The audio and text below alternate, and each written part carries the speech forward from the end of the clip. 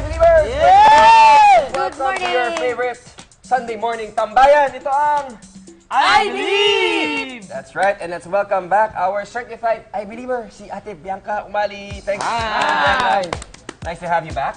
Ay, Bianca, pwede bang dito ka? Tabi tayo? Sure! Ay, Ate Bianca, wag na. Para kayong liquid nitrogen at gasolina. Labo! Ano kaya mangyayari? Pinaghalo sila. Ang mga kailangan natin, liquid nitrogen, gasoline, isopropyl alcohol, water, metal pan. Mga I-Believers pag ginawa niyo to sa bahay, huwag niyong kakalimutan na magsama ng mas nakatatanda. Bubuhos ka ng ating liquid nitrogen, Liquid dito nitrogen. sa ating metal basin. Wow, parang bulkan. O dito naman sa Dito ano, naman tayo sa alcohol. Isopropyl alcohol. parang ganun din. Ayun din ba? Ay, mas makapal Pero yata yung parang puso. hindi siya gumagalaw. Okay, last. Dito tayo sa gasolina.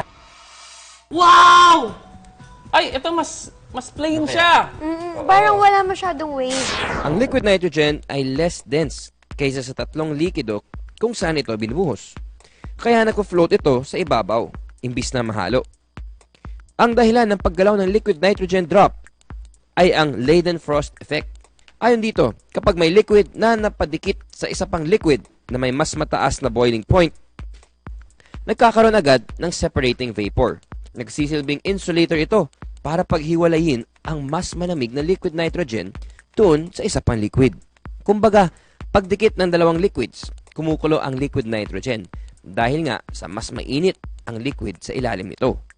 Kaya nagpapalutang-lutang ito sa ibabaw ng liquid. At pagtama naman nito sa gilid ng metal pan na mas mainit rin kumpara dito, binabato ito sa ibang direksyon hanggang sa tuluyang mag-evaporate. Halos pareho ang kilos ng liquid nitrogen sa tubig at isopropyl alcohol. Kasi gawa itong alcohol sa tubig din na may propene in a hydration reaction.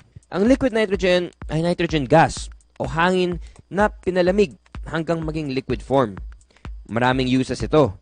Sa medicine, ginagamit ito para ma-freeze at matanggal ang warts o kulugo, pati na cancer cells. Sa computers at cooking, pampalamig ito.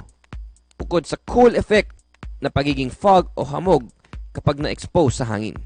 Ay